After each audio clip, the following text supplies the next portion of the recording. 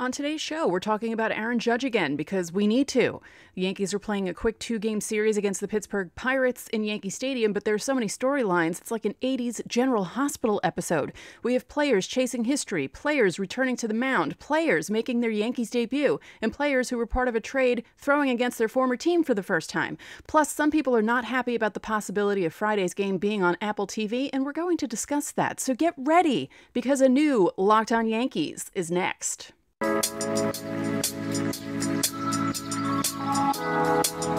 You are Locked On Yankees, your daily New York Yankees podcast. Part of the Locked On Podcast Network, your team every day.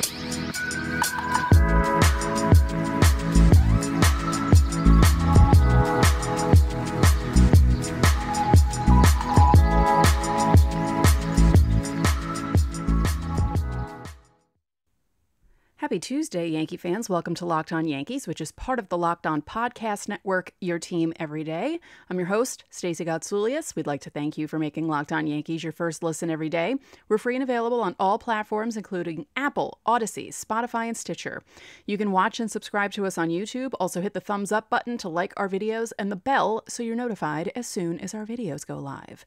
Before we begin, and as I smash my hand, we need to correct something from yesterday. Or not correct something, I need to explain something from yesterday's show.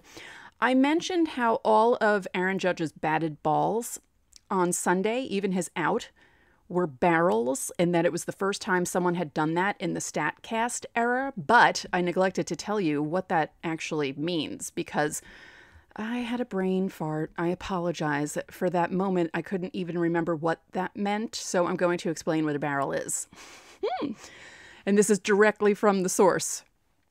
The barrel classification is assigned to batted ball events whose comparable hit types in terms of exit velocity and launch angle have led to a minimum 500 batting average and 1,500 slugging percentage. And that was since StatCast was implemented MLB-wide in 2015. Basically, to be barreled, a batted ball requires an exit velocity of at least 98 miles per hour. At that speed, balls struck with a launch angle between 26 and 30 degrees always garner barreled classification. So Aaron Judge did that 5 times on Sunday. All 5 of his balls were over 110 miles per hour. He had the highest exit velocity that day of everyone. His lowest was 110.3. His highest was 115.4. Yeah, so there's the barrel for you. That's the explanation. So the explanation is Aaron Judge hits the crap out of the ball. We all know that, but that's just more proof that he hits the crap out of the ball. Now, speaking of that, Mike Petriello over at MLB.com wrote a piece about how well Judge is doing this year, and not just because of his home runs, which is what I said yesterday, but he explains it better in his article. It's basically about his entire performance and how it's possibly one of the best hitting seasons ever. I told you yesterday. Okay, now he opens the article by saying, "This is going to sound like total nonsense, but we're going to say it anyway. Too much attention is being paid to Aaron Judge's pursuit of Babe Ruth, Roger Maris, and various Yankees right-handed American League home run records." He continues, "It's not that it's not noteworthy or incredible or historic. It's obviously all of those things and more. It's just that if all we talk about are the homers, we risk missing out on the totality of the 316, 419, 701 season that Judge is having at the plate. This isn't an empty 40 home run season like some of the years those sluggers barely had an OBP over 300. This is, by any measure, one of history's greatest all-around hitting seasons, and that includes the 91% of his plate appearances where he's not hitting balls into the stratosphere." So his OPS plus, it's adjusted for park and era, and compares players' performances to the rest of the league this season, or that season, that particular season. The league average is 100, which is what Josh Donaldson is doing.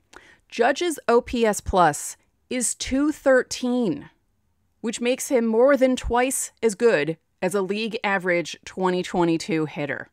It's one of the best 25 seasons in Major League Baseball history. It's one of just 50 seasons all time to see a 200 OPS plus or better. It's because of the homers, obviously, but it's more than that because he leads in OBP, on base percentage, and walks, and runs, among other categories, not to mention all sorts of StatCast metrics, which I brought up earlier with the barrels, and he might even win the Triple Crown, which I brought up yesterday. So, yeah, it is kind of funny that it feels like a lot of people are dismissing what Judge is doing because it's so odd to say this, because they're paying too much attention to the home runs and not paying attention to the fact that he's doing everything else. He's unbelievable. He's unbelievable at his size. To do what he's doing, to make it so pitchers are throwing mistakes at him, and instead of swinging through them, he's hitting them for singles, he's hitting them for doubles, he's hitting them for home runs. It's crazy. And sure, he's striking out. He always strikes out. That's a given. A lot of guys strike out. But what he's doing this year is just holy cow. It's amazing. It's a possibility that he might pass Maris this weekend. Yeah, he has 16 games to pass him. I think he's going to do it. I hope he does it. That would be great. Now, there's a whole bunch of other comparisons that they make in this article, and I suggest you read it. It's on MLB.com. There's also a link to it on Yankees.com. Let's see. So Judge has played in 142 games, 631 plate appearances, and the latter is more than all but 7 players in the majors. So all those discussions about him being injury prone also seem silly, because the last 2 seasons he's stayed healthy. And how has he stayed healthy? He started doing yoga. Who knew? No, we discussed this last season. Gabrielle Starr, who used to host Locked On Red Sox, and I had that discussion about both Stanton and Judge doing yoga and helping them out. Now, it didn't seem to help Stanton out too much this season, but it's definitely helped Judge. Let's not jinx him. So, yeah, Aaron Judge having one of the best hitting seasons of all time. Enjoy this. As I said yesterday, enjoy it. And there are people on Twitter who, a Braves fan that I know said, can someone make a bot that lets us know whenever Pujols and Judge are up so we can watch them in case they hit the milestones they need to hit? Because Pujols is 2 away from 700 and Judge is 2 away from Maris, 3 away from passing him. So in a moment, we're going to talk about the Yankees and the Pirates and the different storylines surrounding this series. That's what it is. It's a series, a 2-game, quick little series between the Yankees and the Pirates. And as you know, the Yankees and Pirates split in PNC in July.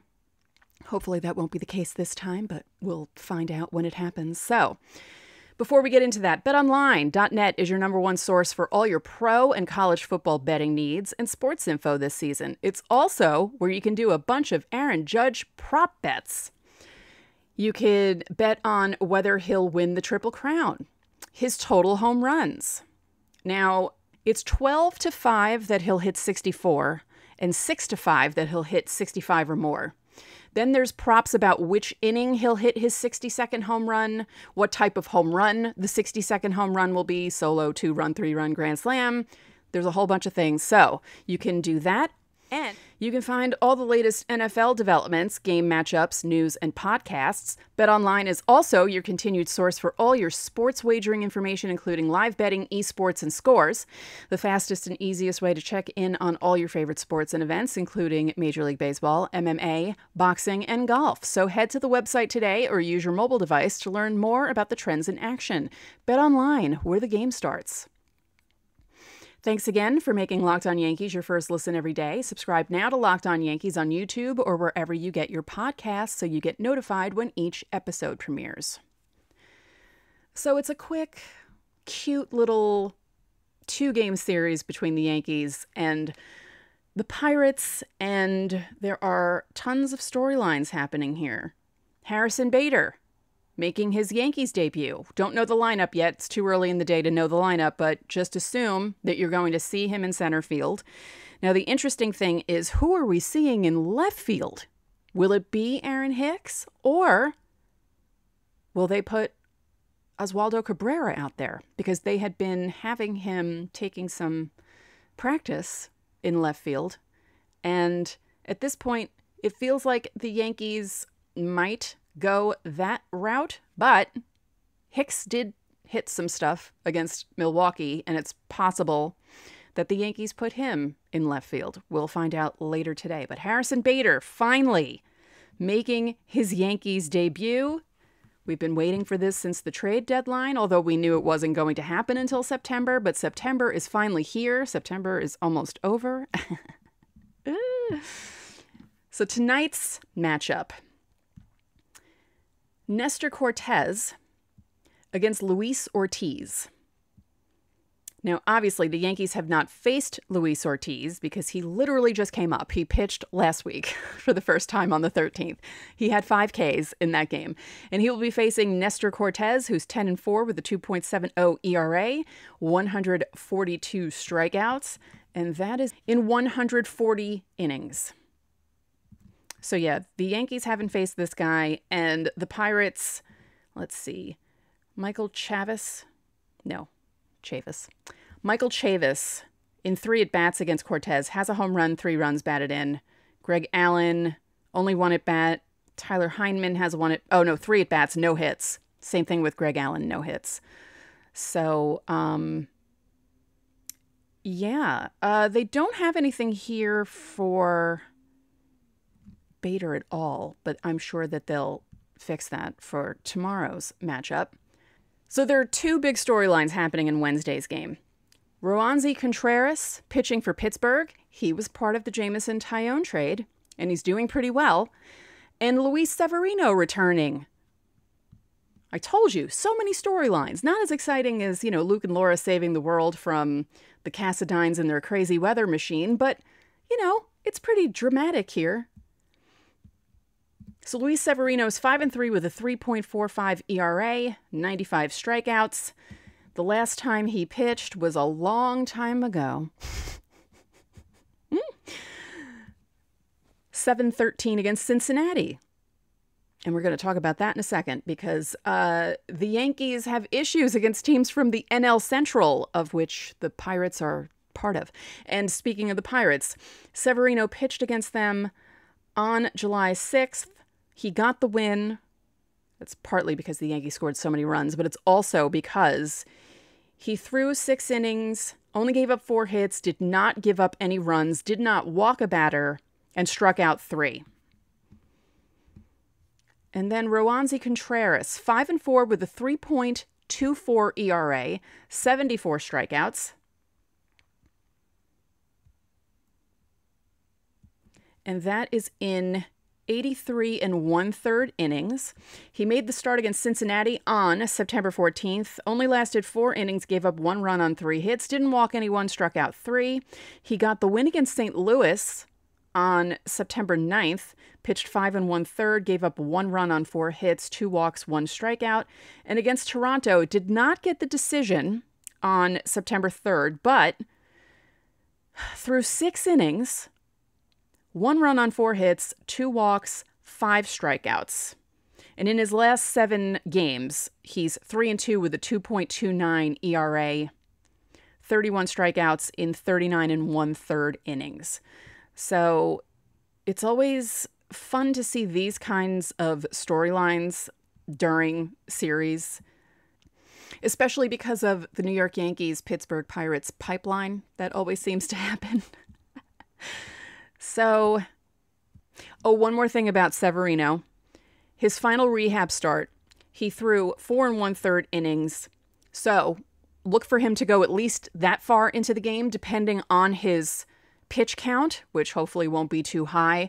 Just don't expect him to be pitching, far into the game Just cross your fingers that he stays healthy. That's the main thing with Luis Severino that we all want. Just stay healthy and be okay.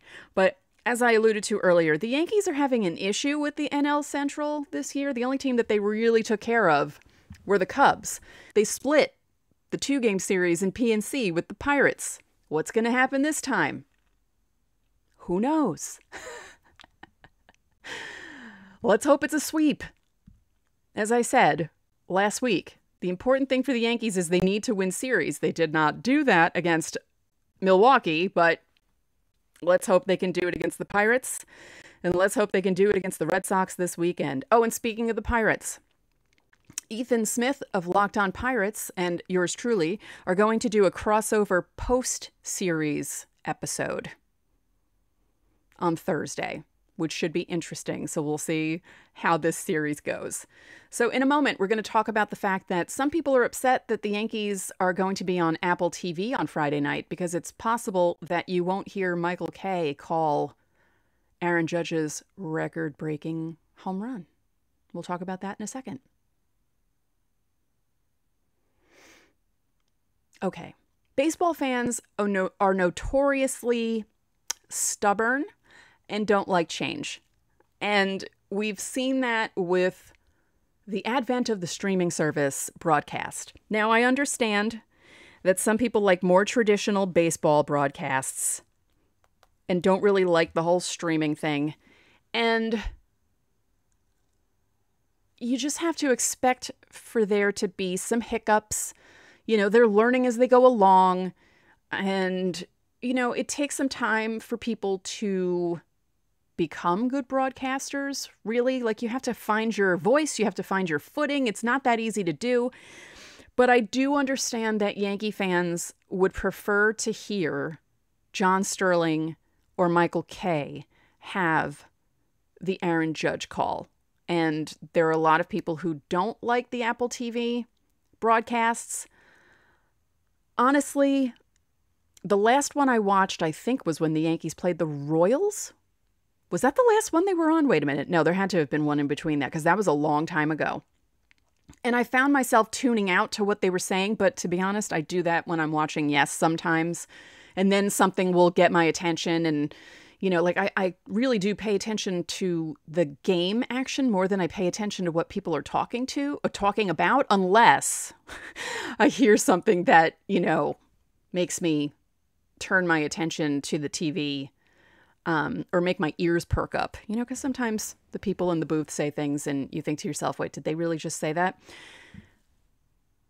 The other thing going on, besides people being not so happy about the possibility of Judge's home run being called during an Apple TV broadcast, is the fact that Ryan Ruocco is stepping aside and allowing John Sterling to call games, I believe, the rest of the season, because Sterling was cutting back on his games.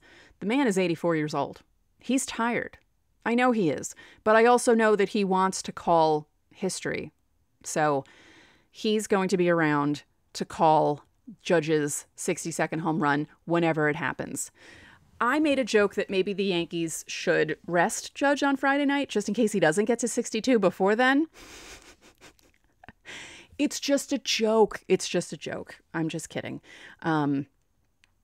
Maybe he'll get there before Friday night. Maybe this is a moot point, or as Joey Tribbiani from Friends would say, a moo point, because everything is moo, or whatever the stupid quote is.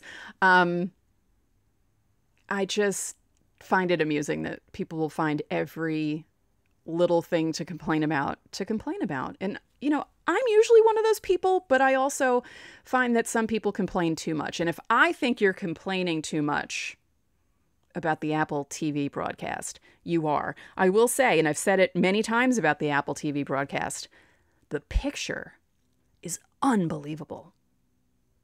It really is like going from SD to HD all those years ago, the difference. When I first went to my friend's house and saw what HD TV looked like, I couldn't believe it. Watching SD was like watching something underwater.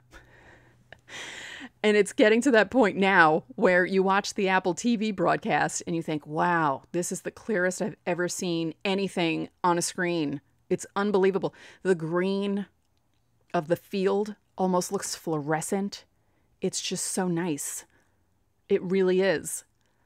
So I give them that. But again, give them some time. You know, things don't start off well right away. People have to find their footing. The other complaint that people have, mostly men, is that they don't like hearing women on the broadcasts, which, sorry, dudes. You're going to have to get used to that.